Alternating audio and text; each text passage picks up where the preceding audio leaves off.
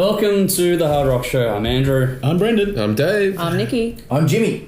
Here we go again, expanding the format. Details at the bottom of the screen. We're going to go through a lot tonight. Whatever doesn't make the cut will be on our YouTube channel, so please subscribe to that. We have Facebook, Twitter, Instagram. Follow us on Spotify as well for playlists. We also have THRS Radio, Andrew, the best radio station in the world, featuring these freaks and me and other people and maybe Jimmy if he gets his shit together. One day. Andrew went live once. I might do it again someday.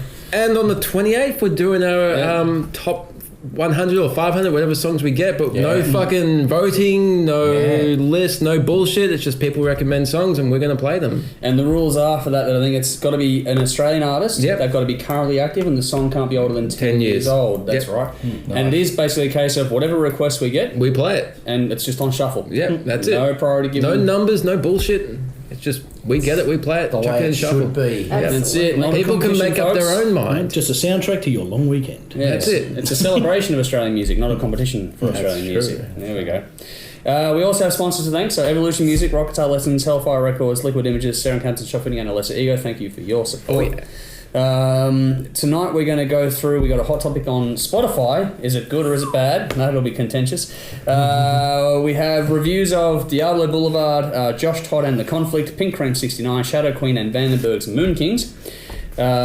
We have all sorts of goodies for you tonight, so again, whatever doesn't make the final cut will go straight to YouTube, so please do subscribe to that.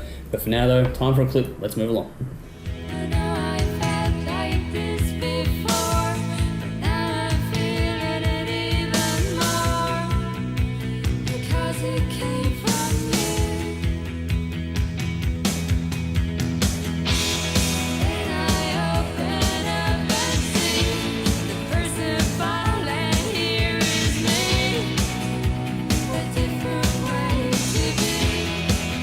This week's hot topic is probably going to be a long one, so bear with us. It's on the merits of Spotify. Is it good or is it evil when it comes to the industry and for bands coming through? Now, Nikki, you've been all over this one, so what are your thoughts on Spotify? Good, bad or otherwise?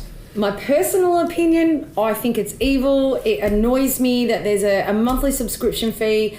I am yet to meet an artist in real life who actually makes decent coin from this. I have seen so much arguments for and against, but to me, intrinsically, you should buy the song or buy the album. No one is ever going to buy a CD when you can stream it on demand whenever the hell you like. It upsets me.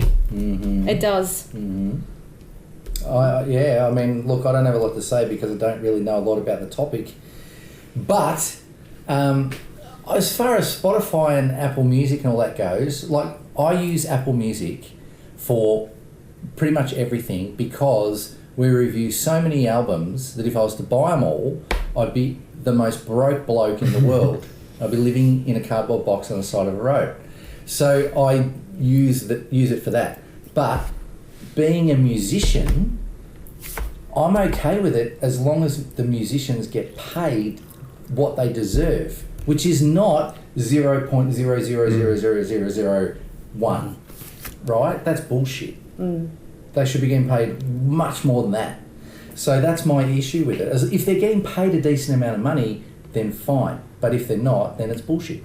Yep. And Spotify are being sued, aren't they, Andrew? They're being sued currently, I believe, for using music without the license to use the music. So it's more of a copyright claim versus a royalty payment kind of a claim. So I'm not sure of the particular details on that. I'll go and do some research on it, but it's more of a we didn't say you could play that on your platform. Interesting. Complaint. It's worth a few $1 billion, so it's a big lawsuit. It's huge. It's a potential game changer. Napster for 2018. That was actually my relativity to it. I just feel like it's legalised Napster. That's how I feel about it. Well, that's what it became eventually. Yeah. Well, Napster is now a legal streaming service anyway. Yeah. I held out from streaming services for a very long time simply because I don't want to be paying for something that I don't own. And at the end of the day, you do a monthly payments and you get fuck all. Sure, you can, if I'm going to use that money, I'd go and buy a CD from a local band that I like. But, you know, recently I just started using Google Music because it's convenient. I can hear albums that we do for the show. But if I do like something, I do spend a shitload of money on buying CDs from the stuff that I listen to like. But if I'm going to do that, I do go to YouTube because bands have their own individual pages on that. So they get whatever YouTube likes or whatever. It's their own entity, their own social media. So if I'm going to do that, I'm going to do something that, I'll go for the band's Facebook page, keep it personal to them. If it's at a local gig, I'll buy their music there, or something that's they control, rather than giving something to some global entity that takes all their money and gives the band fuck all. It's convenient, yes, but in the end, convenience leads to inferior products for everyone. That's just my little 2 cents on it. It's a tricky one. As a consumer, I get it. I can understand why people want to use it. It's, as people that consume music differently to the way I do, I can completely understand why they use it. I don't like the model in a lot of ways, and that's probably, we can't say, we should go back to buying CDs, because it's never going to happen. We're kidding ourselves if we do. A lot of people do. And vinyl. A lot of people do, but they don't. But it's the oldies that are keeping it for nostalgia. The young people aren't doing it. So, you look at different models that are out there and the way people are consuming their music. In the US, of course, you've got satellite radio and Sirius FM and all those kind of things. Now, that's interesting. Still a monthly subscription fee, but you listen to radio shows. The thing my issue with Spotify is when you're putting stuff on at random, you're listening to the playlist that they're choosing. Yeah, I don't. And that's where it kind of gets up my nose. Like they're dictating what we listen to, and I don't like that. But how are they generated? Look, there is a future for it. It's not going away. If we don't embrace it in one way, shape, or form, it's any music you're trying to get out there yourself will die. It's a tricky one. I don't know what the answer is. There will be an answer in there somewhere, and I'm sure it will sort itself out in the long term. But for the time being, I just think the model's wrong. I don't mind the idea of it, but the model is wrong.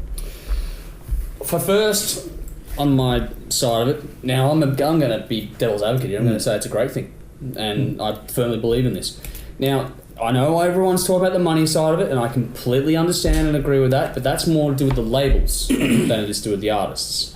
If you sign piss-poor deals as an artist where you sign away all your rights to your royalty payments, especially to the digital platform, which is the most common thing they sign away because no one thinks it's worth anything, it is worth something, so keep all your rights. Are people still doing that though? Because digital isn't a new thing anymore. You'd have to be a fucking idiot to do that. People still do it because they have the support of a major label. You understand? When Sony are throwing money at you to do something, you'll sign whatever the fuck you want because you think you're going to get to be the world's next big star. But the labels are now in a precarious position because once they create a big artist, now Spotify can go to them directly and say, we'll take your new material and cut the label out completely, which is not necessarily a bad thing either. No, the labels are dying slowly. The big labels. We're going to go more to boutique. Anyway. We're going to go more to there's only I think 3 major labels that now Umbrella own all the other labels.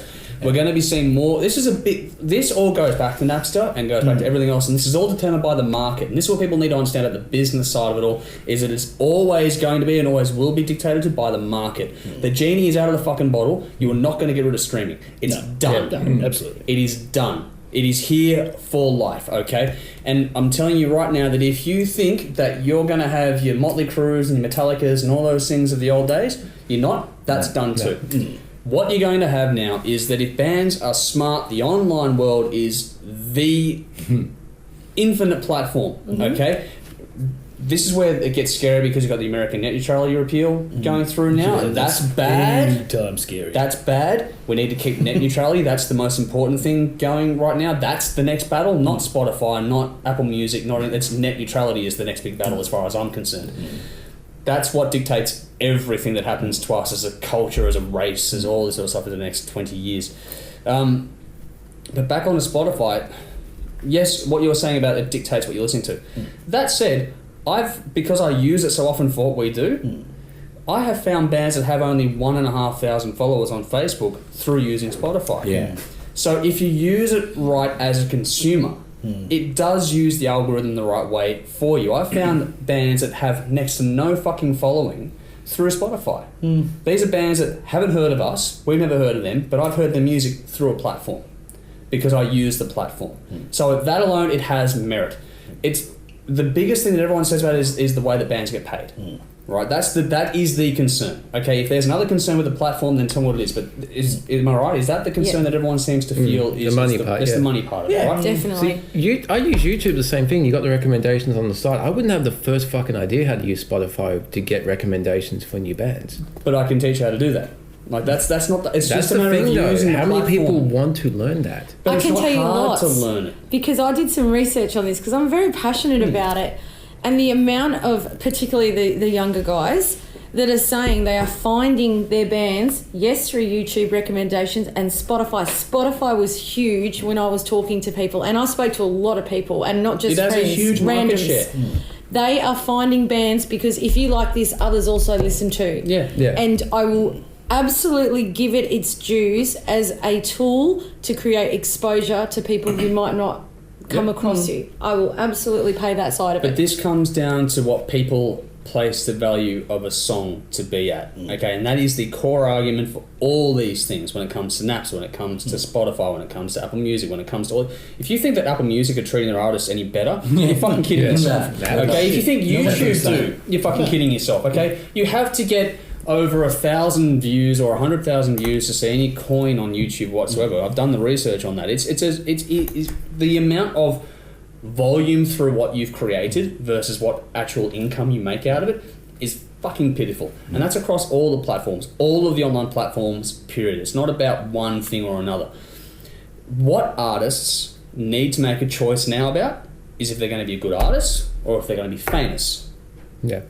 Okay, if you want to be famous, you'll make the money fast. If you want to be a good artist and you want to do the work, you'll make a living. There's a big difference there. And once you take that mindset and apply that to how you use Spotify and other platforms like that, it changes the game from the perspective of the artist. You can't sit there and say, if you want to be a millionaire, you've got to go and get famous. Not got to be good, not going to be a good artist, not write good songs, you've got to go and get famous, which means going on things like The Voice, being a YouTube instant viral hit. Be the shit that we all can every fucking week, okay? That's how you get rich fast. If you want to build a long-term career, I think personally the bands need to be smarter about things because the music itself has already been devalued by the market. Okay, you cannot reclaim value once the market has devalued it. Tell me anywhere that's ever happened. It won't happen. You cannot sit there and say consumers should buy CDs. No, the consumer shouldn't. The consumer will do whatever the fuck they want because they have the ability to do so and no one's going to take it away from them. If Spotify isn't doing it, fucking someone else will. It's there because the consumer demands a streaming service. And by the way, for the record, when you buy a CD, you're not actually owning it. You're getting a license to listen to it. It's a big you own difference. the actual CD. You don't own the music. And you can't play it in public. There are so many caveats on the actual True. ownership of a CD that people don't think about when they have this argument. Yeah. It's actually not that different when it comes down to what you actually own when you pay for it. You've got a physical thing that you can handle in your hands. Okay, fine, you pay for the cost of production. More money in theory goes to the pocket of the band. But again, the labels are taking the market share. Spotify is predominantly owned by labels. Hence it's too big to fail argument, and there's a whole lot of stuff on that too. But for me, it comes down to my whole core argument has been and will be for years to come is that the market will always dictate the value of what anything is worth. It can be Bitcoin, it can be fucking music, it can be movies, it can be whatever the fuck you want. The reason you think that, for example, Netflix platform, the reason why that went so well is because it's on demand. It has the ability to create things like if Spotify got into artist development, that would change the game. Definitely. I'd like to see Spotify get into artist development. Yes. That sort of stuff would be more important. Like Netflix create TV shows and create movies. Yeah, I'd like to see Spotify move into that That'd be direction. That would be good. How many of the tribute episodes that we did that the band never broke until like their 4th or 5th album? That doesn't happen these days. No, but because something got behind that fucking band. But the thing is, all the labels now, which is what bastardizes the industry anyways, because we literally, and I've talked about this to promoters, to also, this is why this topic's going forever, but because I've got so much info in my head, because what happens is now, on the release cycle of stuff, we see the emails, you and me in particular, we get them, and you get literally 40 to 140 songs dropped on any one particular day. Yes. Okay, And you look at it and go, what the hell? and so the labels are literally fucking up their own market. They are shotgunning the entire market. And 2 weeks saying, later, that band's completely gone. And that's why we don't get artist development anymore. Yeah. And that's where it's going to become a more niche thing for the labels to become more A&R again versus becoming a big fucking umbrella label thing. Because bands, if they're smart, will do everything themselves. They learn to web design, they learn to video edit, they learn to sound edit, they learn to do all these things themselves because the more in-house you are, the more overhead you reduce out of what you're doing. The less control the labels have over you, which means you negotiate your own terms. which means when you sign up to Spotify, for example, or to Apple Music or to YouTube or whatever else, you're taking the cut directly. You're not having a third party in the middle, and that's where it all goes wrong in my opinion, because Spotify can actually pay good money. It's just that before it gets to the artist, how many people are taking their hand out of it first? That's right. Exactly. And so if the artists decide to be artists, they need it. And this is where Patreon and those things are changing the game as well. Yeah. You've got to understand that if you want things to work in general, I'm going on, but if you want things to work in general, you have to be one with your audience for starters, and which means if you decide that I'm going to be old school, I'm not going to do Spotify, I'm not going to do Apple Music, how many kids under 20 do you think are going to hear your song? No one's going to hear. That's it, you're dead. Because kids aren't going to go searching for something that they don't already know exists. I've spoken to our son recently. Where does he find his music? YouTube, SoundCloud, Spotify. That's it. Same with my daughter. Same. Okay, so it's online or it's word of mouth. No one hands around CDs anymore. No one hands around mixtapes anymore. No one hands around a fucking mixed vinyl for all I give a shit. All the things you buy, the band has to make a product that's worth selling to the consumer. We are in the world's biggest state of flux in the music industry. We have been for some time, and it's going to continue going for some time. But Spotify is not the devil in this. Spotify is actually one of the good things to come out of it because the consumer gets access to the music. And bands and artists need to understand that the music is not what's going to make them their money anymore. I'm sorry, your music is your business card. And that is the industry now. It is. If you think that someone's going to... If you get fans that are loyal and you can break it down to being things like, okay, if you want to turn over $100,000 a year industry, which is something you guys saw right? Right now, the thing is, right, not a bad idea. No fucking execution behind it, though. And that's the problem where it falls down. Okay, so you break it down. I've had this chat to so many bands when they come through for interviews too. $100,000 a year means you need 100 people spending $1,000 on you a year, and you can extrapolate that down and down and down and down and down.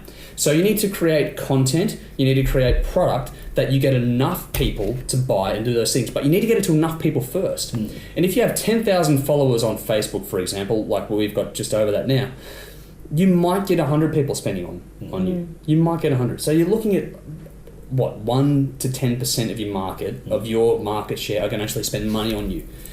Spotify is a good way to just supplement a little bit of that because you're getting something as opposed to nothing out of your product, and it doesn't cost you anything really to do it. It costs you a little bit, not much. And then out of that, you've got the chance to reach how many people if you use it more as a social engagement platform as opposed to just being an avenue for your music to be on. So link it to your private accounts, use it as a promotional tool, spread the word on your social media channels about your Spotify account because then people will go there and listen to your music anyway.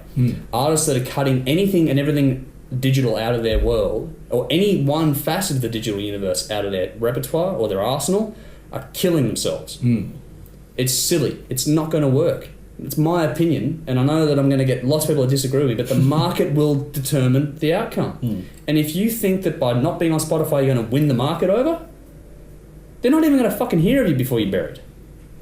That's the reality of it as far as I'm concerned. And you can sit there and go, fucking Spotify and fucking streaming and fucking Napster and fucking this. It's done. The battle is lost. So how do you then turn a negative into a positive? And that's what people need to start thinking about. That's why I say Spotify should really look at development of artists. Yeah, that'd be great.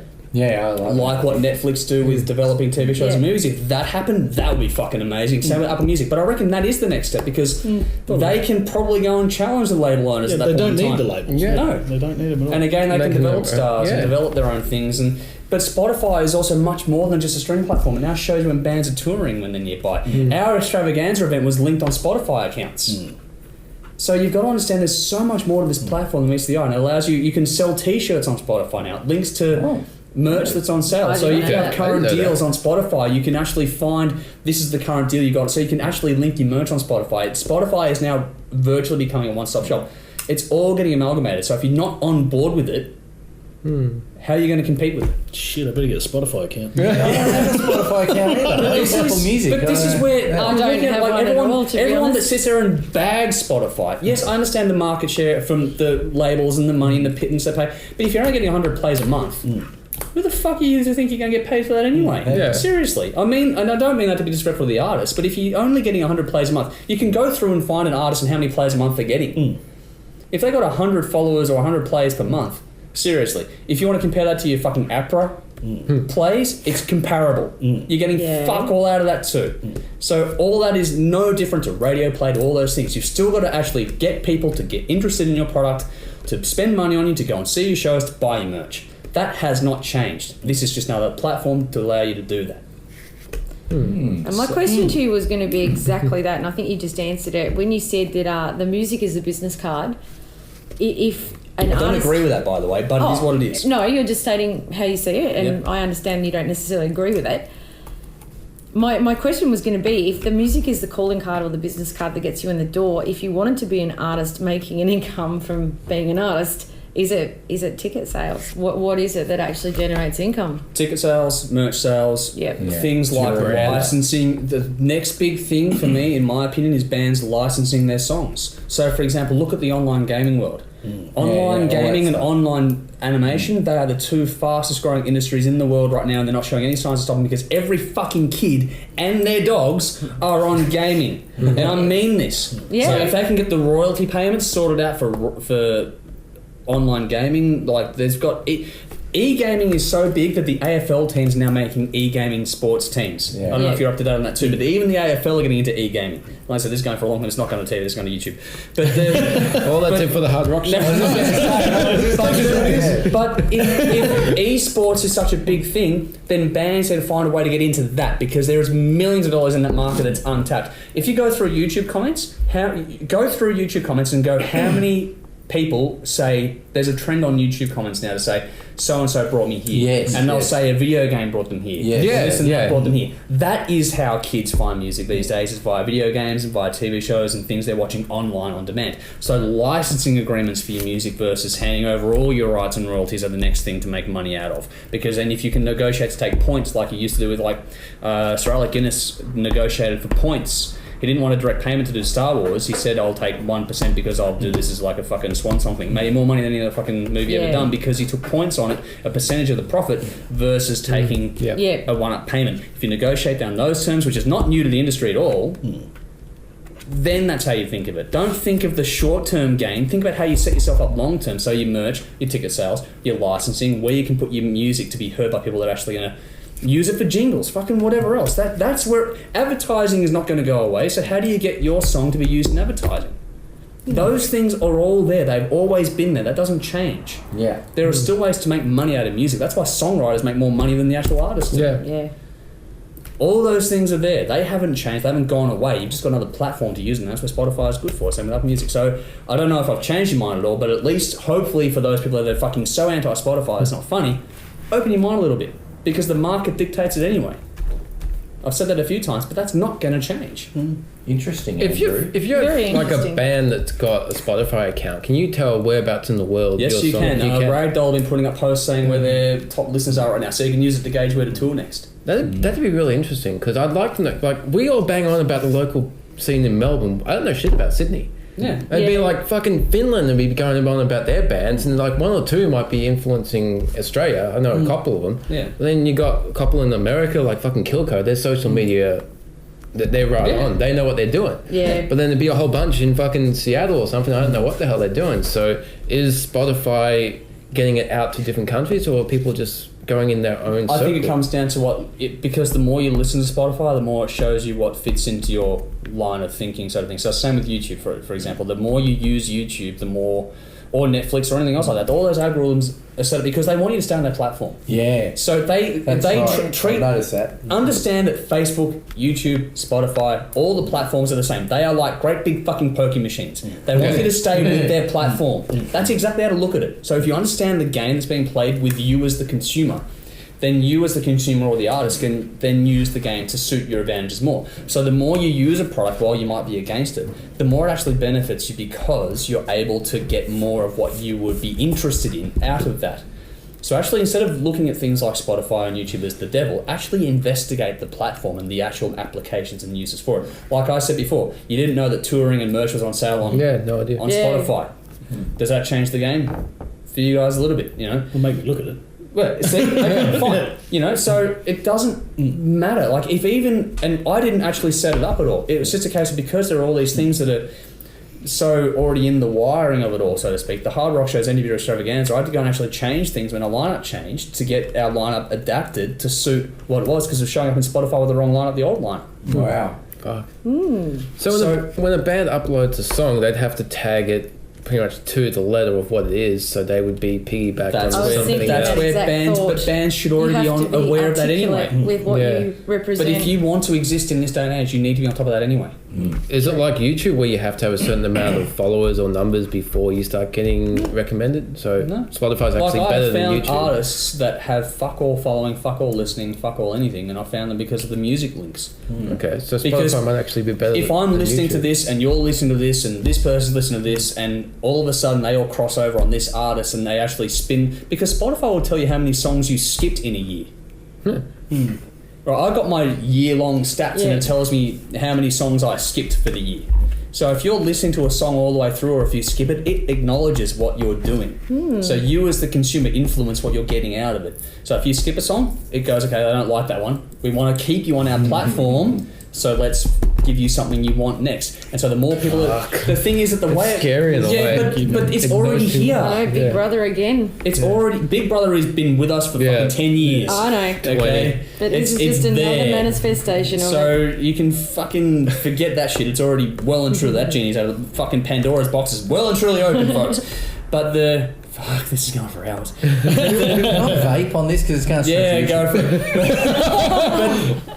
I'm the only one that seems to be really investigative of what it is. So all these people that go bang, bang, bang, bang, bang, and I'm sitting there going, get a hold of the platform first before you go and can the fuck out of it, because everyone's talking about the money. Money, money, money, money, money.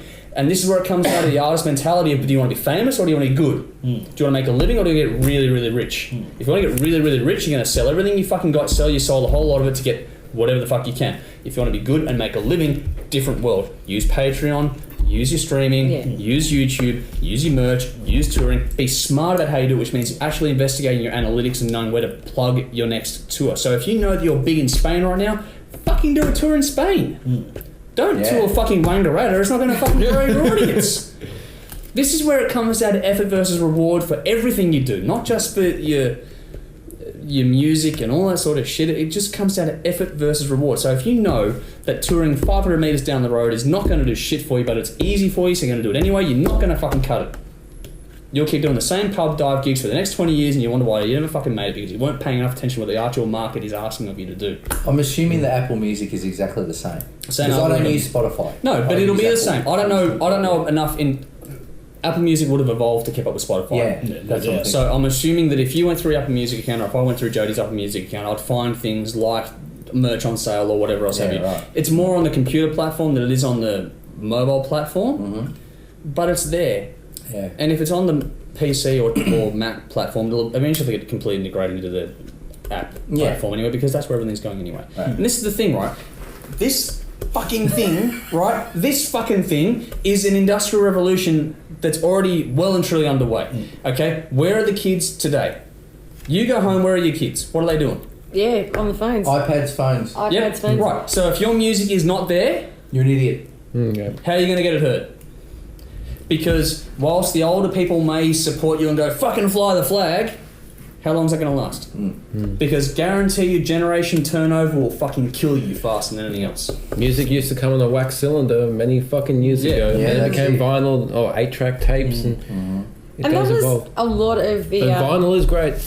The commentary that they were saying is that it doesn't matter. CDs were the devil, you know? Yeah. It doesn't matter what. Everything is changes. Everything's the devil. Exactly right.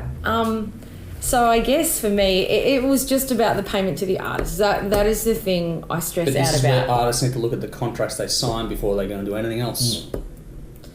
And that's, again, so much more of this now is incumbent on the artist, or to have good A&R representatives, which you don't have anymore. The reason why this is happening is because we've lost the A&R side. But if you're an unsigned band and you're releasing an EP or something of your own, you can't dictate to Spotify, for example, what they should be paying you. No. You don't have the power. No. So you've got to take whatever Spotify's paying you, which is 0.0000 or whatever. Right, true. But that's because Spotify also has to be a viable business. Now, I don't agree with Spotify executives being paid tens of millions of dollars while artists are getting small amounts. I think they need to restructure the payment plan. This is not about... I'm not saying I agree with Spotify's payment plan for artists. I think that's wrong because they're the ones providing the content. Yes. But that also comes down to a generational shift in bands moving away from the labels, which currently dictate about 60 to 90% of Spotify's control. Right. So if the bands move away from labels, and the current label being Sony, Warner, and I forget the other big one, Universal, that's it. So those three big labels, and as much as I love them, they send us the music, so fine, great, keep sending us music. But from a fundamental business point of view for the artists, don't sign with those labels. Yeah. Because the thing is, right, the biggest thing, the killer in that regard is that bands are signing to labels that are fucking dictated to by stockholders, by the share market. As soon as you sign to an entity that is financially driven and not creatively driven, you are fucked. Yeah. We've said before, when we did the Thin Lizzy stuff, they took their, fifth album? Yeah. Right? No band today would get that. No way. They get one album, it doesn't work, you might get a second one. In some cases. Yeah. Right?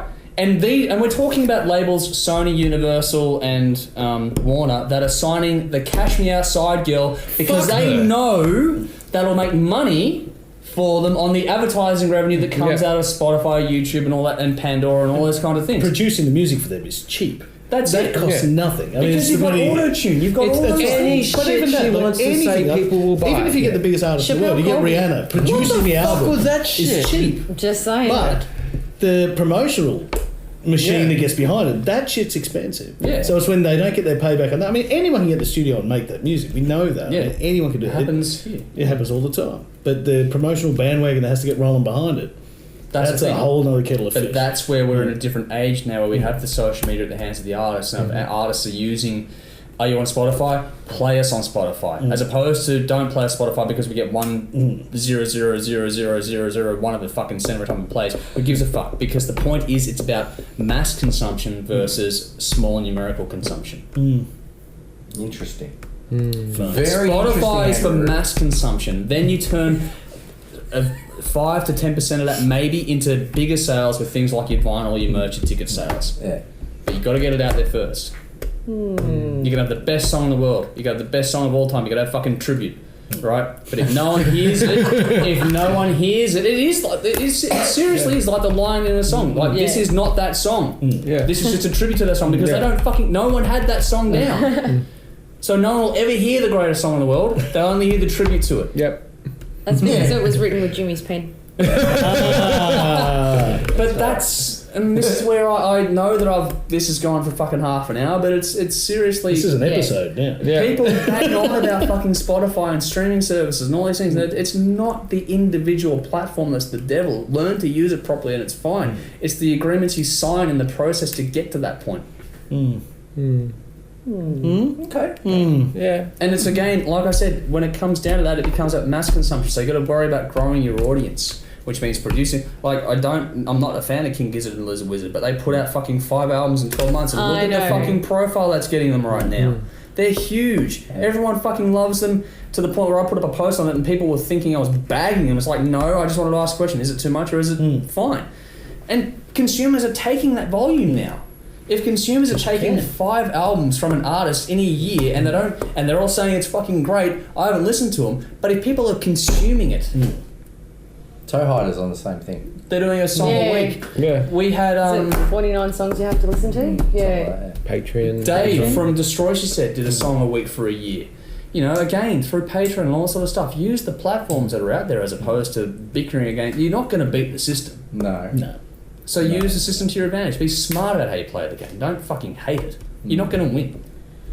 Very much food for thought. Well, that was the Hard Rock Show for this week. Yeah, commercial. And, Drink up. Word for my sponsors. Sorry, I don't know. But give us your thoughts out there too. Like, I mean this. Genuinely give us your thoughts because I know I don't have the only opinion on this. I might have a very broad opinion on this and obviously a very vocal opinion on this, but I just see it all the time. People are bagging it and it's like, well, use it properly and it's fine. Like I said, it comes down to people crossing over. It's a platform that they want people to stay on there. So if bands are worried about using Spotify, then use it as a social media tool versus a money-making tool. It changes your entire outlook on the platform and allow it to grow your audience, which is what you need to do anyway.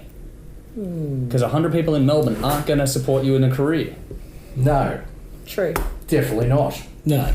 So that's my 2 cents on it. And look into things like advertising and negotiating terms for your music, the content you create. 2 cents, that's a lot of Spotify plays to get 2 cents. It is a lot of A lot of Spotify plays. It's about as long as this fucking review this topic is anyway. But anyway, I'll wrap it up there unless anyone else has anything to add to that. Good. But I think we should move on to the rest of this episode now. Give us your thoughts on social media because that's exactly where this is going right now.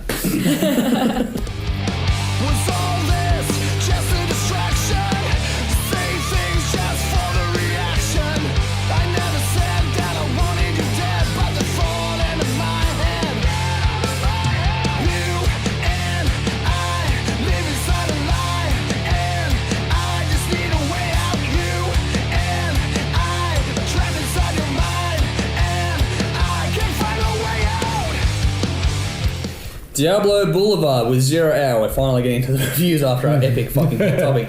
11 tracks for 45 minutes. 4th studio album from the Belgian 4-piece released September 2017 by Nuclear Blast. Produced by Dag Telemann and Jay Rustin. 3 singles were released. Summer Has Gone, Animal and Sing from the Gallows. This was another one selected from our audience request, which I prefaced last week. Dave? I quickly became a really big fan of this band when I first heard their album Follow the Deadlights, which was their album before this. Taking a bit of Typo Negative and a bit of Volbeat and adding some big choruses, big productions and a great baritone voice and heavily produced distorted guitars and some crazy catchy songs. It was such a great album, unique selling band, the album was great, so I really look forward to hearing 0 Hour. But I can't begin to express how disappointed I am with this release. This is not only... There's really not much grabbing me on this release. I've tried listening to it a few times now. I've tried selecting songs at random and still nothing. There's a couple of cool riffs here and there, adding a bit of dancey beat to a song here and there. It's cool, but it's just... It doesn't grab me. I don't know what the fuck happened to this band. Wow. Really? This fucking hurts. Well, number 1 bin for the year. Yeah. Wow. And seriously, I would have given the previous album a 9, and this is really disappointing. Wowee. Well.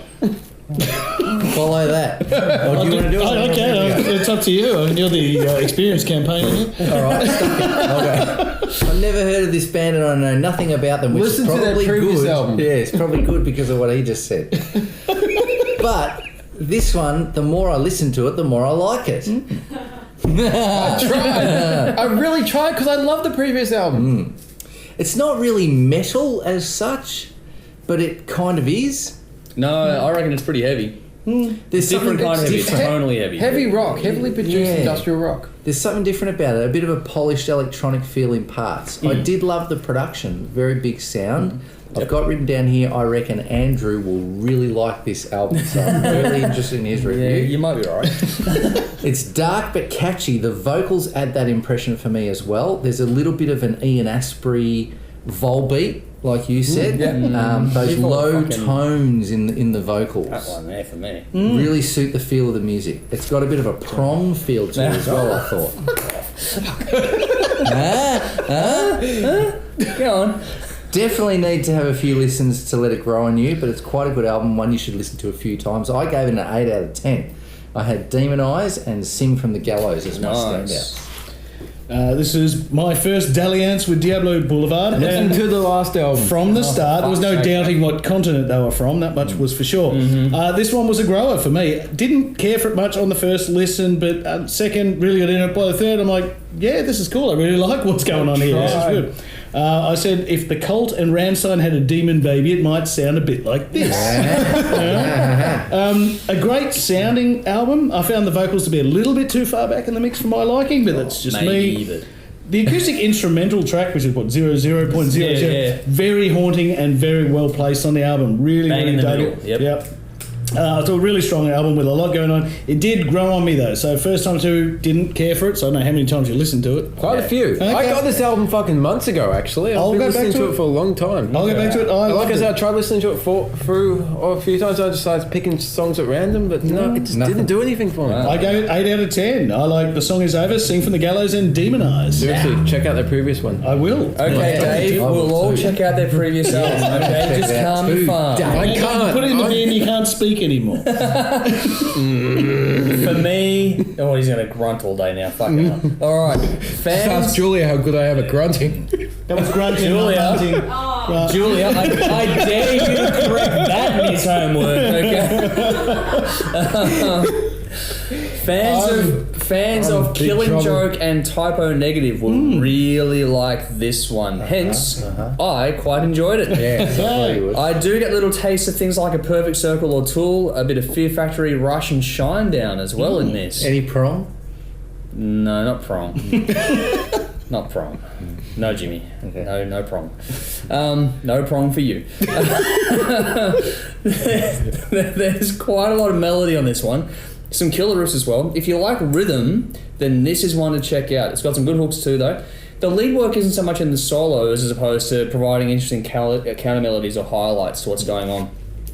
Fucking great lyrics. Something to say and then some here, really well crafted. The song titles do show that as well. The production is really good for the style too. Quite a bit of air and light in what is pretty dark sound overall. I think they've fallen victim to the loudness war a little bit on this. When things really kick in the bottom end, the clipping starts to come in a little bit for me. But it's not bad. It's not as noticeable in the car or on speakers, but on headphones is when I picked up on it, on my good headphones. But they got really nice use of echo, delay and reverb on this record as well. This thing has some killer fucking groove too. I really like the way this thing just pulsated at different times. And I love the timing changes applied, particularly with the drums and the bass. Nice use of space in the writing as well. Allows for some real contrast in the songs and allow those impactful moments to actually achieve what they're meant to. Give enough space when things come in and punch through. It actually does punch through. Good track diversity as well, is what you were talking about. Good balance of light and shade overall to keep you interested. It's a darker, brooding kind of an album. Not an overly happy thing to listen to, but the diversity of the writing is really good for the style. And I love they put an instrumental track toward in the middle of the album. Perfect craft, and that's like when you flip the old vinyl from side A to side B. It's the perfect mental break, which is more bandsy to do that as far as I'm concerned. And it holds up well on repeat listens. Dave. That's right. Some really good use of atmosphere toward the back end of the album too. They get a little experimental there, and it works really well. And simply put, if you like it dark and brooding with solid riffs and melody, you'll really enjoy this one. It's a good listen. I was really impressed. The over-compressed production marks it down a little bit for me, but musically and performance-wise, this is fucking good. 9 out of 10. Demon Eyes, The Song Is Over, Sing from the Gallows, and The Future Will Do What It's Told. That's a dark fucking song. Check it out for yourselves. Give us your thoughts. Yeah.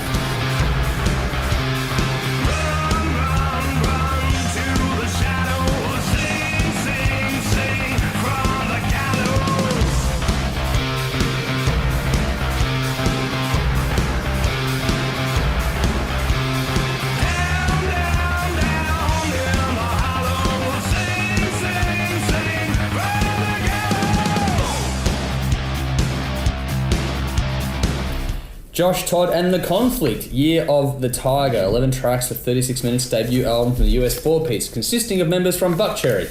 Released September 2017 by Century Media Records, produced by Eric Kretz and Stevie D. The tracks, 3 tracks were released in the promo cycle, Rain, Fucked Up and Year of the Tiger. I fucked up there. The album also includes a cover of Erotic City by Prince and a clean version of the song Rain. This is also another audience request, and Jimmy's going first on this one. Yeah, so I'm a big Buckcherry fan, Andrew, so I was very interested to see what Josh... I wonder how you went with this one. Yeah, so what Josh was doing with his solo type album. The thing that started to annoy me with Buckcherry over the last couple of releases is the amount of swearing in their lyrics. I've always felt, and I really stand by this, if you need to resort to the word fuck and all these other swear words being thrown around every few lines, you really haven't got anything intelligent to say.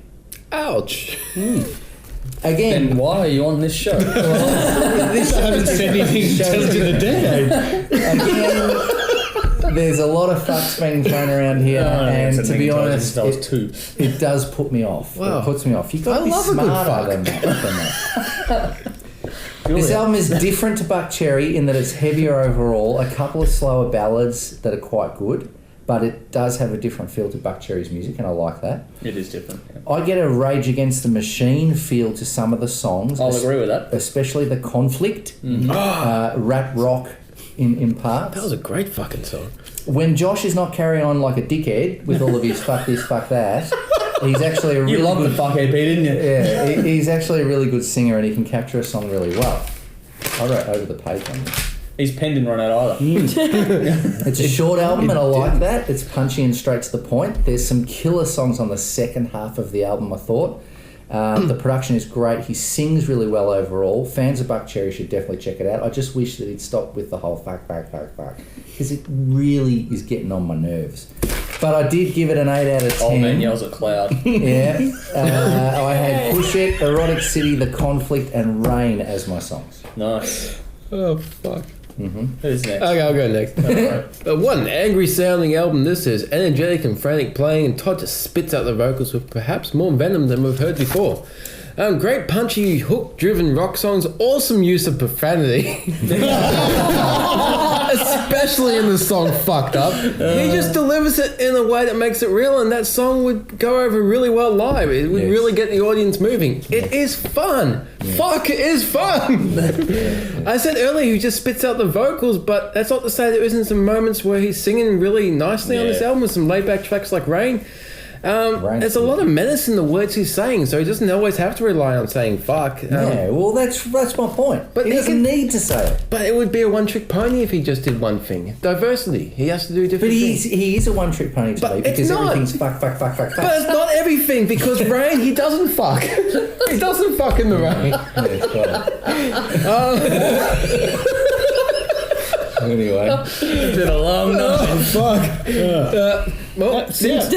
Since Keith Nelson has left Buckcherry, could this be Josh Todd's new focus? It's got enough substance and weight. This is a good band. He's not saying that. He's saying good things about Buckcherry at the moment. Yeah. Exactly. It's a bit of a crossover album too. It would appeal to hard rock fans from the late 80s, like people who like bands like Guns N' Roses and Skid Row, but it would also appeal to the grunge fans, I reckon, from the early, and even people from the early 2000s who like the kind of industrial rock. It's got that heavily produced. I really like that song, The Conflict, and Fucked Up was cool, and Rain is a great song. I gave it 8 out of 10. Nice. Yeah. Fuck. The Conflict was so I feel good. like you're looking at me, Mr. Brown. Yes, we are looking at you. I'm never going to call an album Brown again, Mr. Brown. I've just realised. Oh, Mr. Brown. Beige, Beige is safe. It's the colour for all seasons. Okay, so what's in a name? It's Josh Todd, not Jason Todd. Apparently, I couldn't get Jason Todd out of my head. Okay, that's kind of important distinction to make here. I also had a bit of a moment because I was listening to this album going, man, it sounds like the dude from Buckcherry. Right. Wow. There's a bit of a conflict. Conflict. I did some research You and fucked guess what? It is. I am so fucked up. So, I love this. Was it right? Quote unquote. Wow, loved this. Put it on and was punched in the face and it felt good. Listened to it 3 times in a row. Haven't even got to the rest of the CDs yet because I'm stuck on this one. I loved it. Loved it. Wow. It is short. It left me wanting a bit more. It's like, are you done? Are you done already? No, that's feeling I end my summary with, I think I have a new favourite band. Wow. I loved this. The standout tracks for me were The Conflict. It's such a good fucking song. Year of the Tiger. Erotic City. Nice. And Rain. And my last comment is, got a Buckcherry vibe. Oh my fucking God, just Googled it. It's the same singer. Still about the swearing Jimmy. No, I'm talking about in the song. I know. I didn't put Fucked Up as one of my favourite. So song, and I'll give it a 9.5 out of 10 because I'm selective with the 10s. Nice. I kind of made the same mistake as you. I saw Josh Todd and The Conflict, Year of the Tiger, and I looked at the album artwork and I'm going, oh God, what's this? And I started listening and going, fuck, this is interesting. Look at it and I'm going, it's Josh Todd. Idiot. Anyway, the album starts playing. Year of the Tiger. Yes, it fucking was, by the way. For fuck's sake, I didn't even think that was I did not think that. Medallion photos. Medallion photos. No. Uncool. Right. Very cool. I'm only a lo-fi. We are scraping that barrel bottom, boys and girls. We really are. Okay, let's try this again. I'm only a lo-fi Buckcherry fan, but this album kicks the living shit out of any Buckcherry album I've ever heard. Yep. It's heavier, it's more frantic. We just said the same thing. You did. Fuck. It's a good fucking EP. We're never going to get into this one. No. There's even a punk element in here, which I love. Josh Todd's voice feels a lot more at home in a heavier environment, I think. It just really sits in there beautifully. It still sounds like Buck Cherry, but it's bigger and it's nastier. Big bass runs that are going on through there that I really, really dug. The slower track, like Raise Are Good Enough, still had a real intensity to them, which was awesome. And there was a lot of anger behind all these songs, which was great. Yeah. Erotic City is Prince if he had gone metal. And I really wish Prince had gone metal, because it's fucking awesome. Yeah. I hope they tour on this album, because this is the kind of stuff that could get my old ass from the back of the pit to the front. Yeah. This was awesome. 10 out of 10. Wow. Highlights. The conflict inside Fucked Up and Erotic City. Nicely done. He's living high. Yeah. And fucked up. Fucked Up's good. This is an energetic little release, and it's not a Buck Cherry clone either. Obviously, there's some crossover with that band, as two of the members are in this one, but overall, it is its own beast. This album does fall victim to the loudness war that is common out of the US. Overall, it sounds good, but the bottom end just pushes that compressor too hard. I wish so many bands would unfuck this, okay? Dial back the master fader compression. Not on this please. one. Yes, on this one. No. Yes, it happened on this one too. They fucked up. Fucked up. Crying up tears to make it fucking rain. I detect a bit of a conflict. Hey, here we go. It's just when it hits all at the same time. It's like they've forgotten to dial back the master fader compression. When you've got the individual bits playing it with separation, it sounds really fucking good. There's some nice ear candy and layering. All those things are really well done on the production side. And Josh Todd is a really good vocalist. You've got to love his delivery, attitude, and style. He has his own style, and you can't really say that about a lot of vocalists. He has a definitive style of his own. He is a genuine hard rock vocalist as far as I'm concerned. The writing and performances are pretty good on this. Not breaking any new ground per se, but there's quite a bit of diversity present on this little album. Some good hooks on here too. The whole thing screams attitude at you though. Driving riffs, ballsy solos, pounding rhythms, raging vocals with suitable lyrics. Some nice touches of little Foley and sound effects and stuff in there as well. This has a real gritty urban feel to it as well. It sounds silly, but this one gives you the feel of... It's almost like everyone talks about the R&B and stuff being gritty and urban from the streets. This is like the rock equivalent of that. I get that. Opinion. It feels like it's from the streets. It's dirty and it's gritty. I wonder if anyone's we haven't had a rock album like that in a long time. Yeah, and that's what makes it stand out to me. It's in the groove, the lyrical content, and the vibe. It's the Marbo of this release.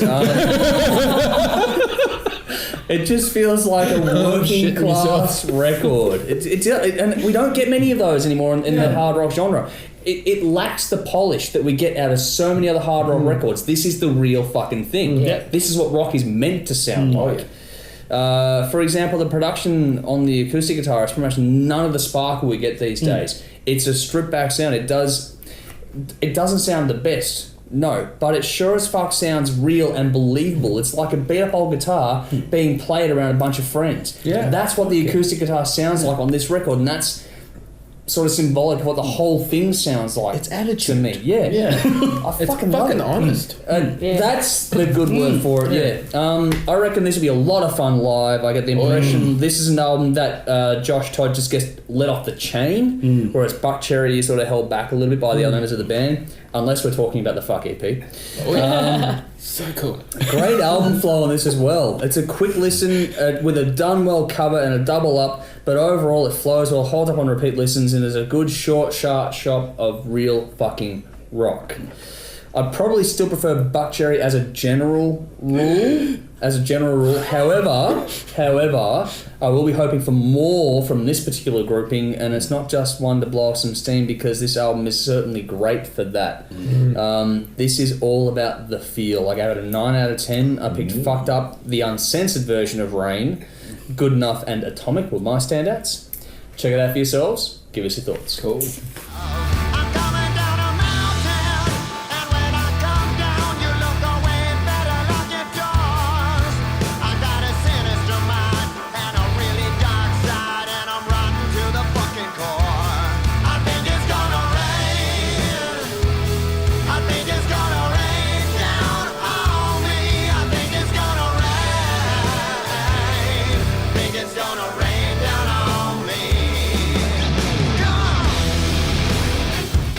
Pink Cream 69 with Headstrong. 10 tracks, 45 minutes. The 12th studio album from this German 5-piece released October 2017 by Frontiers Music.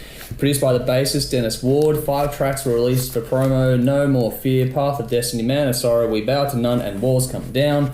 This release also comes with a bonus live album and celebrates the band's 30th anniversary, same as we had last week. Who's going first on this one? Oh, well, all right. I just realised the irony behind the title, Headstrong. Pink Cream 69, Headstrong. Yep, love it. See what you did there. I've been aware of this band for many years. Andy THRS from Halloween used to be the singer, and that was the extent of my knowledge up until now.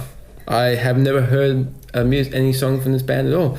They've always been on that one day I'll get them a listen list. I'm glad I finally got. Yeah, there's a lot of fucking shit I want to listen to.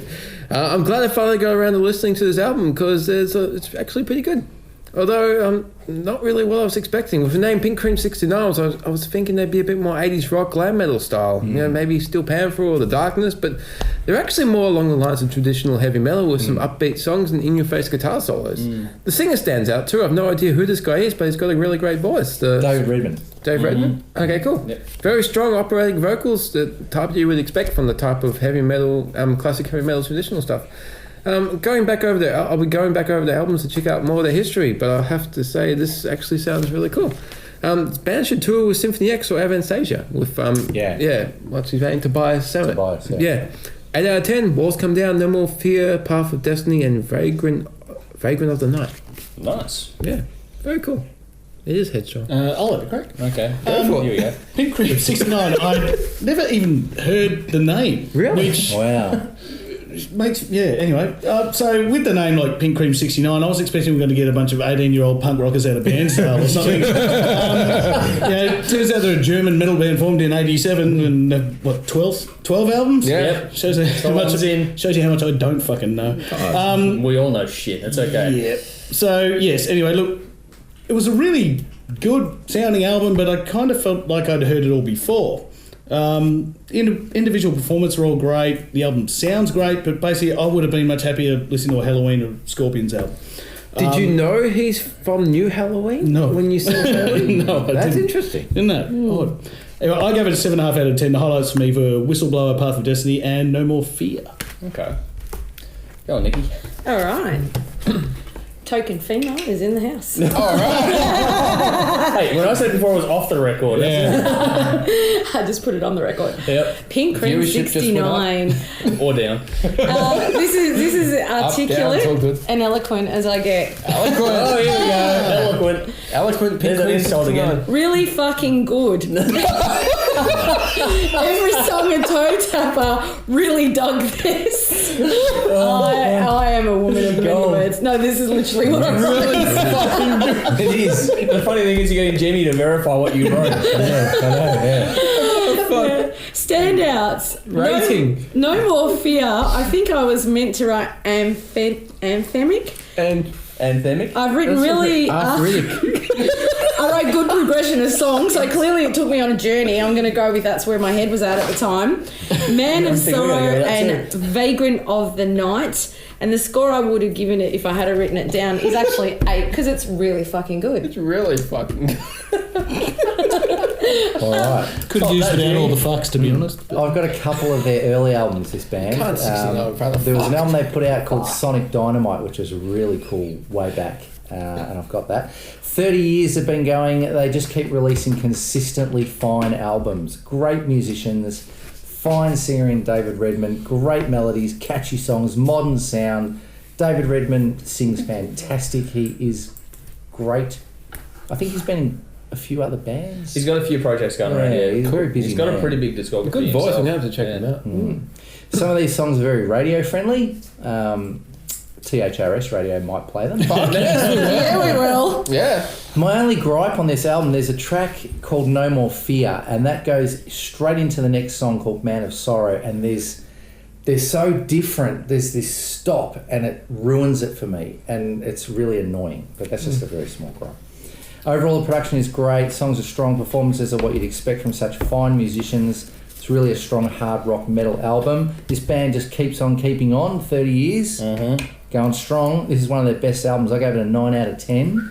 All the songs are very, very good. Nice. Well, this is one you really pushed for us to review as well. You wanted us to do this one. Yes. And when you go around the reading of the interviews that they've done in the promo cycle, they've mentioned they really road tested the production on this. And it shows, like they talk about they put it on different speakers and headphones in their car. They really went through. They put this album through the paces to make sure the production was right.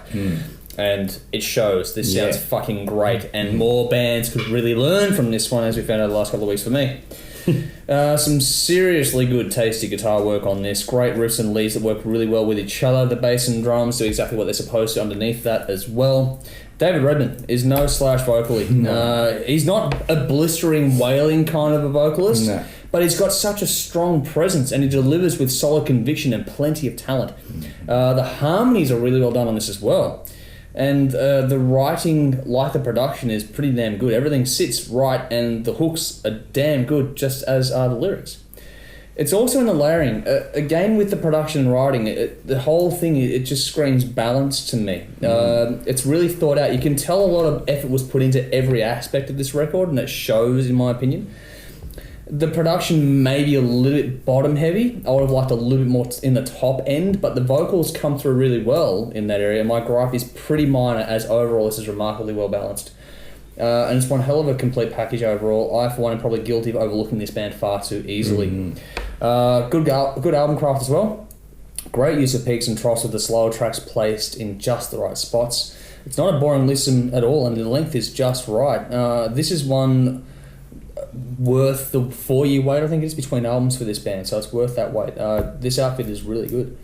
And I love the different tempos and attitude on this. Some of the songs are so good at just getting stuck in your memory. They're the whole earworm thing. They've got that on this album.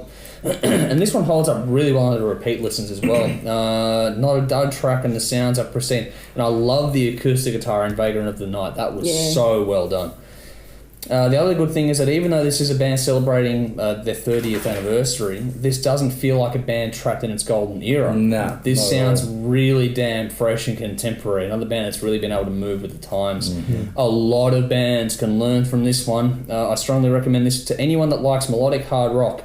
Such well-written, performed and captured songs deserve at least one spin. 9.5 out of 10. Woo. Walls Come Down, Bloodsucker, Unite and Divide, Path of Destiny. This is one for me you really should check out. Check it out for yourselves though. Give us your thoughts. Yeah.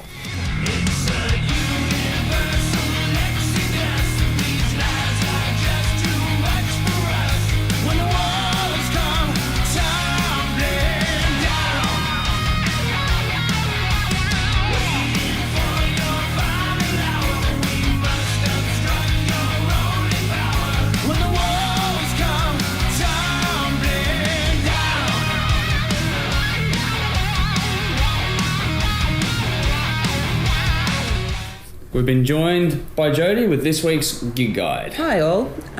Starting off Friday the 26th of January, Australia Day, Shadowqueen launch a new single and video with support from Riff Raiders, The Postmasters and Moonshifter, and Jeff Heiser. Jess Heiser. Jess? What did I just say? You said Jeff. Did I? Yes. Hi, Jeff. Thinking up, of Jeff. you. Jess Heiser at the Northcote Social Club in Northcote. Just to give that some context, Jodie's brother I have a brother named Jeff. And also, after this gig guide, we'll be going to our review and clip from these guys too. So stay tuned for that. Stay tuned. Saturday the 27th of January, Ozocalypse 4. 25 bands from 5 different states play 3 stages over 10 hours. Headlined by Vanishing Point's Divine Ascension, this heavy metal festival is only at Music Man Megastore in Bendigo. Progfest, Leprous from Norway, joined by Voyager from Perth, Alithia. Yep. Awesome Wells, Toe Hider, Branch Arterial, Acolyte, and heaps more at the Corner Hotel in Richmond. Fucking good bands on that lineup. That sounds like it could be a good night. Friday the 2nd of February, A Lesser Ego launched their new single and video Da Ya. With support from Valley King, Torrential Thrill, and Sapphire at Matthew Flinders Hotel in Chadstone. You saw that last week, that clip too. Friday the 16th of February, Fuck the Fitzroy Doom Scene and El Colosso are joined by Terrestrial and Copes. I even asked you about that before we started filming, and I still say it corks. There's no R in it. No, there's no R. But they're playing at the Suki Lounge in Belgrade. Good night too, actually. Saturday the 17th of February, a who's who of Australian rock gathered together at the Corner Hotel in Richmond to pay tribute to the late, great Malcolm Young. All proceeds are going to the Dementia Foundation.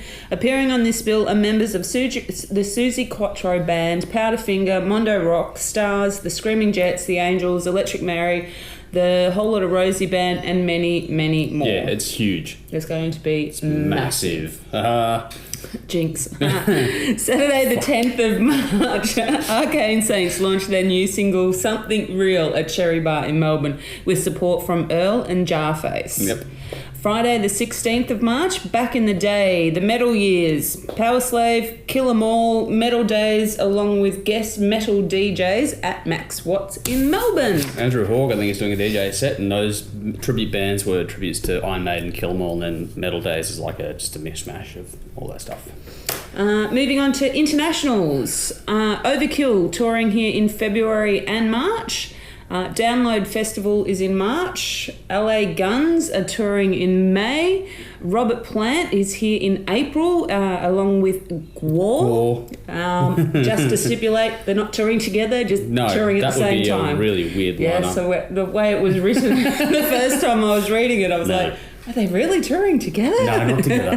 They're separate. Also, pencil in June 2nd as a save the date. And to also be aware the Gene Simmons solo tour has now been postponed to September. Yeah, this word came through today as we're doing this. Caused a little bit of a ruckus. It did, apparently.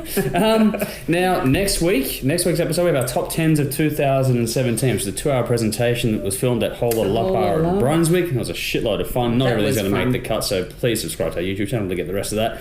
That'll be followed by a THRS Marathon. If you'd like to join us at our next taping, it is Saturday the 10th of February at Whole Lot of Love Bar in Brunswick again, and this time it's Wasp versus Striper in a battle episode. Aside from that, lineups and events. We know who's going to win. I'm pretty sure we do. Everyone's assuming Wasp at the moment, but we haven't done our scores yet, so could be interesting yet. It's not decided. Anyway, Wasp are the hot favourite. Lineups and events, though, are always subject to change, so keep up to date with those that interest you on Facebook. That's it for now. So until next week, we'll do it again, but thank you. Thank you.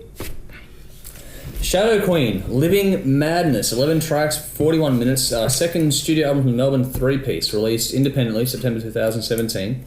Produced by Ricky Ray, recorded at Light Hill Sound Recording, though some of it was also done with Matthew Robbins at Colour Sound and Forrester Savell at Sing Sing. 3 promo tracks were released, Waiting on You, Unconditional and Open Up Your Eyes. It's been a long time between drinks as their debut album was released back in 2012. Yes. Gene. Been looking forward to this one, Andrew. I really enjoyed the first album, and Nikki wanted me to show this T-shirt because they do good artwork as well. I thought the artwork was very, very good. There it is. As professional as always. Excuse me. That's an early T-shirt, and you can buy that at their gigs, so go and support them. This band... Watch out, dude. This band should be getting absolutely flogged on radio all over the country. It's very sad that a band like this does not get the recognition they deserve. We know they're not going to get played anywhere on commercial radio. Not in this country, no. Guess what?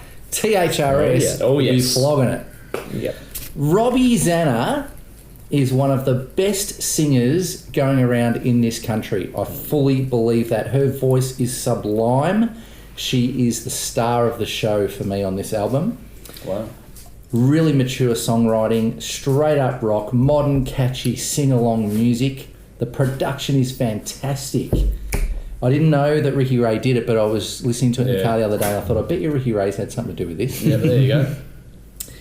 This album cements this band's place as one of the best rock bands in Australia, in my opinion, and they are great live as well. I've seen them live quite a few times. They're very, very good. They're really good live. Yeah. The music is so commercially accessible, they should be doing big things here, but of course Australia will not support them, so they probably need to go overseas to get anywhere. You should support this band because they're bloody good. This album is great. I gave it a 9 out of 10. Every song is kick-ass. Very good album. Nice. Cool. This was a hell of a lot of fun to listen to. Shadowqueen have a great way of giving off a lot of energy in their music. The singer has a strong voice and adds a lot of character to the songs. They mastered the way to write really big riffs and very bass-driven riffs in parts. Some great hooks that grab you right from the start of the song. You could probably dance to these songs if that was your thing. Yes. It's very accessible music that will appeal to a wide audience. The song Living Madness, very cool tribute to the classic rock of the 60s and 70s and lyrically and musically. The whole album has a very live sound to it, almost like you're right there, right at the front of the stage. It's very prominent, possibly because I've seen them live a few times. For a three-piece band, they deliver a hell of a lot of energy, and their music is a lot of fun. Yeah. I've seen them live a couple of times. They always put on a great show. If you haven't seen them live, go and see them. I gave them 8 out of 10 tonight. Waiting on You, Open Up Your Eyes, and Living Madness. Yeah. One of my standouts. Nice. I've had this album for a while now, basically since it came out, and it's one of my favourite releases of 2017, like across the board. Fucking fantastic. One of the great tricks, it's one thing to be a fantastic live band, but to be able to transpose that kind of energy onto an album is a whole nother trick. I don't know how to do it. These guys do. Fucking ask them. It's incredible. What they've done. I mean, Robbie, he said, what a singer. What a voice. Great. And when you do see them live, she's got a real... She's got a joy that she's got. She's smiling. She loves singing. She loves the music. And it's fucking fantastic. She's also a seriously good bass player too. No one ever talks about how good a bass player she is. For a three-piece, the sound is huge. Monster guitarist, huge drum sounds, charged lyrics, and a voice to die for. 10 out of 10 for me. 10. Wow, nice. Waiting on You, Burning, Open Up Your Eyes, Call My Name, and Ruin Me. Very good. I'm feeling the dog's going to steal the show with his fucking off hunting in a second. But anyway. Now, for me, being familiar with this band, this album has a bit of a darker twist on it. On the other hand, though, there is some really nice, beautiful work that should be getting slammed on radio. Yep. I've always loved Robbie's vocals, but she has stepped it up a notch on this record. As expected, this sounds pretty damn good. It's also a little bit different from the usual sound that comes out of Light Hill. From that side of things, it's nice to hear a little bit of a shift in the production because for me, it proves how good Ricky Ray actually is. To not actually get stuck down in having his sound at his studio, he's actually changed things up a bit. It shows how good he is to have that ability to change. The tones are fantastic, more layered. The little things peppered throughout this, like the little clap moments behind the scenes in the songs, they're so well done and so artistically applied. It's fantastic. Excuse me. On the writing side, this is a big show of growth from this band. They've clearly been working very hard behind the scenes, and there are some rippers on this fucking album. The hooks. My God, the fucking hooks on this. The groove, the rhythm. Fuck, this is catchy stuff. This is more contagious than whatever strain of the flu is coming soon in 2018. Alright? I love their use of time changes and space. The little things they've written into these songs make all the difference in the world. And there is no reason why these guys shouldn't be getting pumped on radio here. It's an indictment on radio in this country. Really Triple M, Triple J, I don't give a shit. Both of those stations could and should play this on daytime rotation if they actually gave a fuck about new Australian rock bands. Correct. The deck is stacked, and this proves it. It's time for a change in the industry overall, because if a band that writes an album this fucking good can't get radio play when all the marketing is right there for it too. Correct. Fucking beyond me. Correct. Repeat listenability is fucking strong on this record. It doesn't get tired at all. The flow is so well orchestrated that you can easily come back to this one if you give it a spin, and you most certainly will. The more you listen to it, the more you like this one. They are a fantastic live band, and I really, really want to see them again on the back of this release. There is simply no dud tracks on this. Every performance is fantastic by every single member. For the hardcore folks, you might find the pop sensibilities not to your taste, as this isn't a band that just gives you a fucking A chord for 3 minutes with songs about chicks and booze. This is not that rock. No.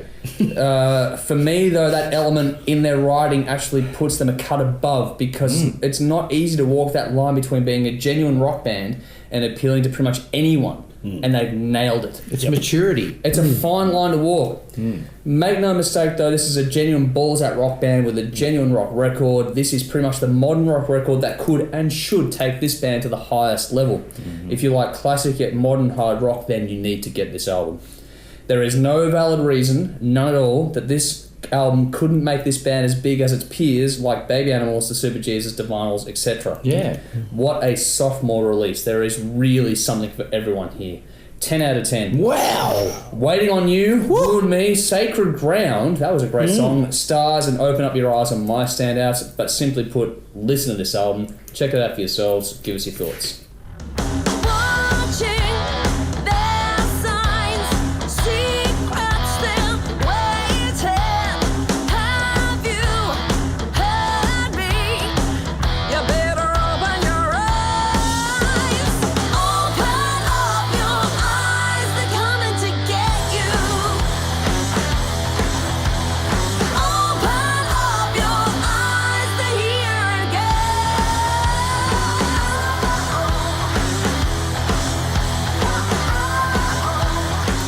Vandenberg's Moonkings with MK2 or Mark II, I'm assuming. 12 tracks, 47 minutes. The second album, the Dutch four-piece formed around Adrian Vandenberg. Released November 2017 by Mascot label group. I love that fucking label, by the way. Produced by Adrian with Ronald Prent. 2 tracks have been released in the lead-up, What Doesn't Kill You and Tightrope. Nikki. All right. Dutch, didn't know that. Good to know. Based on my review, that'll be relevant. You got Dutch Oven in there somewhere or what? No. Instantly likeable and familiar. Could see this band being sick live. Tightrope, a great opening track. Standout was The Fire. If you like Electric Mary or Della Coma, you will absolutely love this. Walk Away, I thought I was back in the 80s. It was a great power ballad. Love Runs Out. We know that's a cover of a 2014 song. I think the band was New Republic. And I love this version so much better than the other version. Oh, there you go. So I actually did the reviews at work, Soz Boss. You're the boss. Oh, I'm at the boss in my environment, but I still report to someone up the line because banking's a great industry. Oh, yeah, Jimmy? Love it. Great. Pens are great. So I had it on the iPod just playing and playing and playing. I just loved it. It was like a comfortable pair of jeans. I instantly liked it. I felt good in it. It was just ace. The Fire, Tightrope and Love Runs Out, and I will give it an 8 out of 10. I really, really enjoyed it, and I didn't know they were Dutch. That surprises me. There you go. Felt a real Aussie pub rock vibe to that. Okay. Right. Okay. Sorry. We both love their debut album. I absolutely loved the first Moonkings album. Yeah. So I was really looking forward to this one, and it does not disappoint. I did a video on this album in early December. My thoughts on it have not changed. And it's up on social media. Adrian was actually very happy about that video. Oh, was he? He actually messaged me about it. Yeah? Nice. I didn't know that. Yeah, I told you. Didn't I? No. He wants to do an interview. He told me that part, but not that he messaged you about the... He did. So you and him are like fucking besties now. Me and Adrian Vandenberg. There's a 70s hard rock feel to this, but when combined with the modern production, it sounds fresh and exciting. This band... Kevin excited or what? I was excited. This band isn't the most original sounding band in the world, and there's definitely a 70s Whitesnake feel to the vocals by Jan Hoving. But he is a fine singer, and he really helps these songs stand out. I think he sings better on this than the first album. He sounds a lot more comfortable in what he's doing. The band feels more organic this time around. Yeah. I reckon this band is one of the best hard rock bands in the world. If you haven't heard of them, you need to check them out, definitely. Unfuck that. Yeah, catchy, melodic, plenty of grunt, good time rock and roll. I gave it a 9 out of 10. Every song is a winner. I think we both gave it a 10 out of 10 on their debut album, didn't we? Probably. Yeah, I know I did. This is better, but I've given it a lower score. Work that out. I'm not going to work it anyway. It's on you were grading on a curve. This is a very, very, very cool album. Perfect sort of crossover rock metal played by guys that really know how to play. From back in the old days, remember when you used to have to master your instrument before they let you into the band? Yes. You know, back in those days, not guys just chugging away playing chords like I do.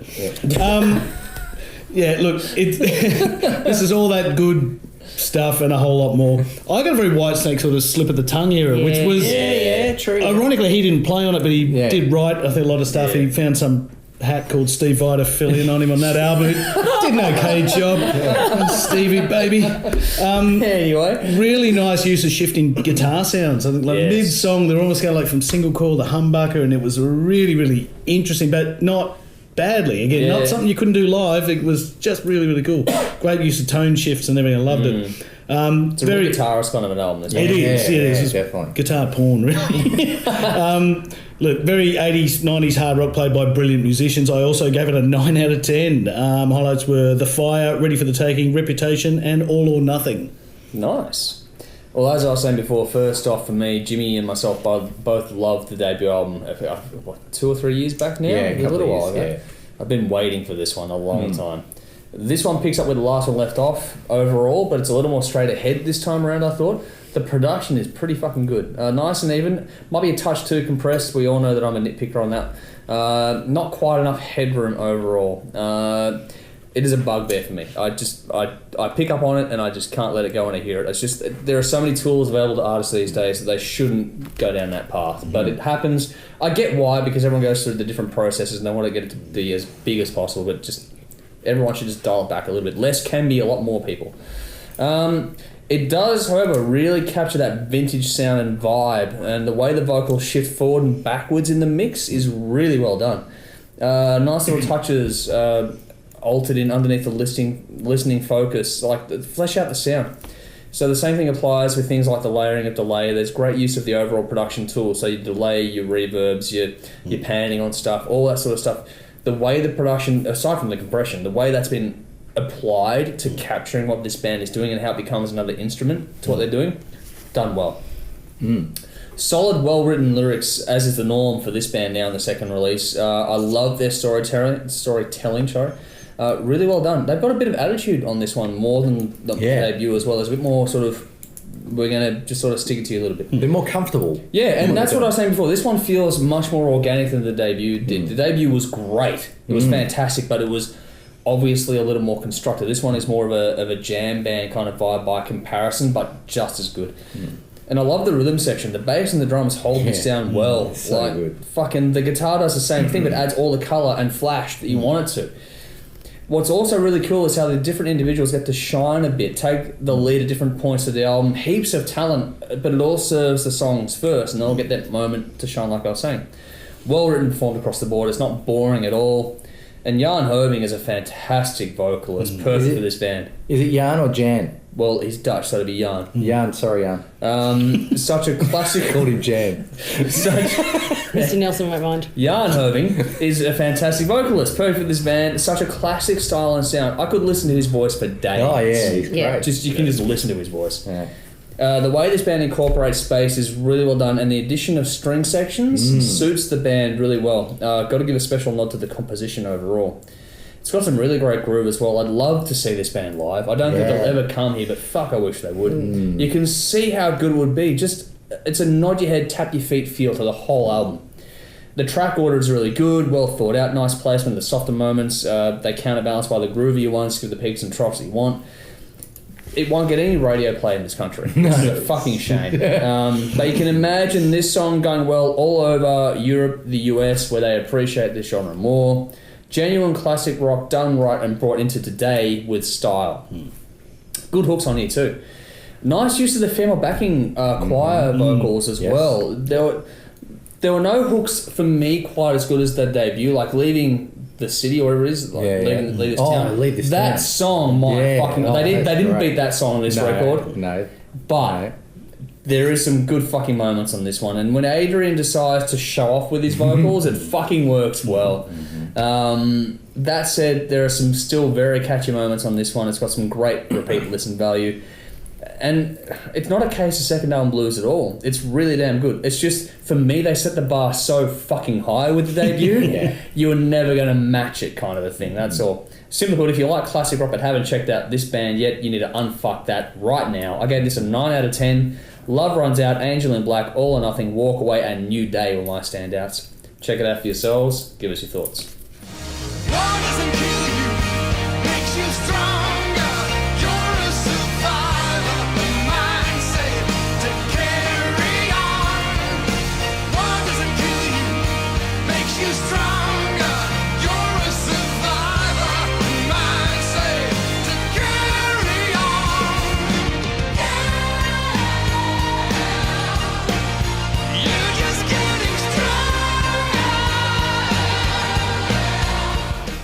that's it for this week, apart from the hot topic which has gone straight to YouTube. So details at the bottom of the screen. That is not going to TV. That's an entire episode in itself. If you have an hour spare. Yeah, basically. I don't know how long they went for. I won't know until I get into post-production. But yeah, details at the bottom of the screen. Please follow us on YouTube to see that hot topic, as well as all the other reviews that didn't make the cut tonight and everything else in between. Follow us on Facebook, Instagram, Twitter, all the rest of it. Spotify as well, which is ironic considering the whole topic. A big thank you to our sponsors: Evolution Music, Rock Guitar Lessons, Hellfire Records, Liquid Images, Sarah Cancer Shopping, and Alyssa Ego. Thank you for your support continuing into 2018. Really appreciate it. I think there's not much else to plug at this point in time. It's weird. We have also THRS Radio, Andrew. Yes. Best radio station in the world. Ever. Now our like, recruitment tool for people to come on the show as well. Yeah. It's a gateway Working drug. out for you. It's a gateway drug. THRS Radio is your gateway drug. I can use that slogan, I'm sure of it. Do it. Anyway. More fun guys. And Thank you all for watching our antics. I hope you enjoy the YouTube cut as well. I think it's now time for... the bin. The bin has a piece of paper in it, and that was from Nikki. No, me. No, it was from you. Yeah. Sorry, it was from Dave. I feel bad. Take that back, Nikki Jimmy. Binder's song. Sorry, Nikki only been to song. My apologies. So the Sniff, bin donate. is getting full again. Now my bin, I'm going to try and keep this short and sweet and not too controversial, but Good luck. yeah. Okay, there's a lot of people committing crimes at the moment, right? Here we go. And there's a lot of people getting let off crimes at the moment because of the term mental illness. Okay, now, I don't know whether people realise this or not, but if you take the drug ice, it actually creates a mental illness in your fucking head. No, right? he's got some background on this. So Yeah. yeah. And I know people, okay? Yeah. So I'm a bit sick and tired of people becoming ice addicts and going and doing ridiculous, stupid things trying to kill people and then getting off on the mental illness card because they're a drug addict, okay? It's fucking bullshit. And it goes in the bin. If you take ice, you will become mental. Simple as that. Bin. Yeah. Sorry. Right on, brother. Yeah, fuck yeah. Absolutely. Knowing where he comes from, there's a bit of context to that, so I would take that on board. Yes. Perfect. Monkey position. Just could I be 1, 2, 3, months. Not say. grunte, Dave. Grrr. All right, my bin topic. I'll start with a generic statement and then I'll back it with a specific example. I am incredibly open-minded and I am always up for different points of view. But if you're going to be a zealot on a particular issue, convince me. Give me a valid, logical reason to change my thought process. Well, the actual relevance and where I'm going with this is Bitcoin, cryptocurrency. Anyone that sees me on Facebook will know I've got an interest in this. Okay. I actually do believe that cryptocurrency is the way of the future. I do. But I have had an intense amount of intelligent and articulate debates about Ripple and Bitcoin and all this lovely stuff. No one can give me a valid reason to go out and hock all my goods and buy this shit. Everybody who is preaching on their soapboxes about this, that, and the other can't quantify it with a logical argument for me to put my hard-earned money into it. It's the future is not good enough for me. I'm sorry. I need a little bit more information on that. Now, there is a very valued member of the Hard Rock family who has taken the time to send me some detailed emails, and I appreciate that, and I read every single one of them. It still did not convince me to change my viewpoint. Wow. No. Okay. It's like, if someone can give me an intelligent argument why, I'm all up for it, because I actually do think it's the way of the future. But Bitcoin, all those other ones, I'm not convinced. So You're putting Bitcoin in the bin? you know what? I think it's going to burn. Bitcoin in the bin. There we go. That's controversial. That'll be I'm not interesting. convinced. I'm just not. It's getting comfortable with the bid. Oh, I love the bin. Don't look at me when you hold the bin, Dave. I'm scared. He's caressing it. I put you in the bin once. My pretty. Are you rubbing your ring? I can sniff it, but not eat it. Jesus fucking Christ. Now, I know I've Scraping been... the bottom of the fucking bin at this late. This is going to air, remember that. Rolling a gumboot. Now, I know I've been the flat earthers before, but I probably shouldn't have. You guys are so fascinating and amusing. But when you come to the point where you're saying Australia's not real, what the fuck? I mean, if it's satire, cool, but you're actually spending time coming up with, like, massive paragraphs of this shit to convince us that we're not real. I feel real. Everyone else feels real. Hey, guess what? I've driven a fair fucking portion of this country. It's pretty fucking real. Paid actor. Seriously, you got nothing better to do. If I was getting paid to fake Australia exists, fuck, I'd be laughing. That'd be cool. Yeah. If we're CG, can we come up with powers and shit? Can we, like, turn invisible? Didn't they say that it was filmed in America but promoted as Australia? Isn't that one of their little side things? Yeah. Oh, fucked if I know. Yep. I've lost interest in fake Australia. Yeah, very cool. Yeah, they're all good things to put in the bin, but this is far more important. Order of importance of what goes in the bin. Listen, pay attention. This affects all of us. There's fucking FPOS machines that now ask you if you want to give a tip. All right. Really? Yeah. You can go straight in the fucking bin. This is not America. Don't ask me if I want a tip. If I want a tip, I'll fucking tip.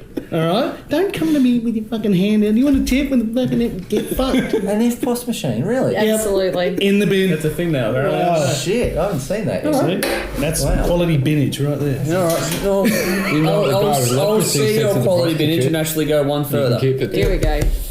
Seeing as it's currently summer, you fucking morons that decide to leave children or pets in your fucking cars. Yep. Each and every one of you, I will put you in here, I will set you on fire so you get a taste of what that's fucking like. You bunch of fucking idiots. Morons. It's simple, okay? If you're going anywhere, even for 5 fucking minutes, do not leave pets or children in your fucking car. Yes. Ever. Don't. Agree. Fuck off. Agree. It's the most retarded thing and it's not even hard to fucking fix. Alright? If you can't do that right, you fail at life. In the fucking bin. Yep. In fact, if you need to be told that, just don't breed. Too late. We'd all be Or own better off. animals. Don't breathe. Hold your breath until you are no more. Just got another bin topic, but that's all right. Pass it back. We're going through again. Save that for the top 10s filming next week. Next week. Alright. Anyway, that's it from us for this week. Thank you all for watching. As always, please leave your feedback in the social media commentary as you always do every week. We appreciate it. Until next week, though, same time, where I think next week is our top 10s episode, actually, 2-hour presentation next week. From a venue. Look out. From the venue for the first time ever, which we haven't filmed yet. We're doing that next week as we do this week. Film things in a weird cycle here.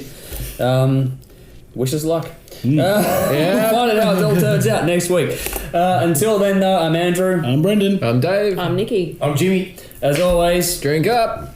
Rock on. Fuck yeah.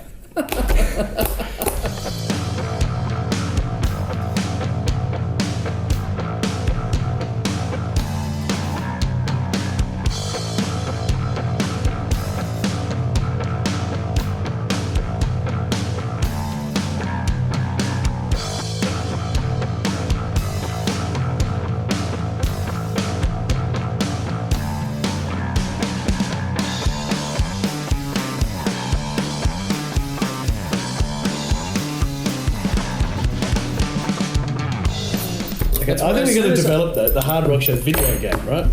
This is it. So you can sit there, you pick your character. Everyone will be sitting here. Pick Nikki. Katana. Go I don't want go to left, fucking right, X, A, B to make Nikki munt. I've always felt, and I really stand by this, if you need to resort to the word fuck and all these other swear words being thrown around every few lines, you really haven't got anything intelligent to say. Ouch. Again, then why are you on this show? I haven't said anything intelligent in a decade. again, there's a lot of fans of Buck Cherry, should definitely check it out. I just wish that he'd stop with the whole fuck, because it really is getting on my nerves.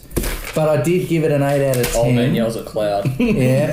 I had Push It, Erotic City. They're going to be wrapped with that. You reckon? If not, I'm going to be fucking pissed. 69 Andrew.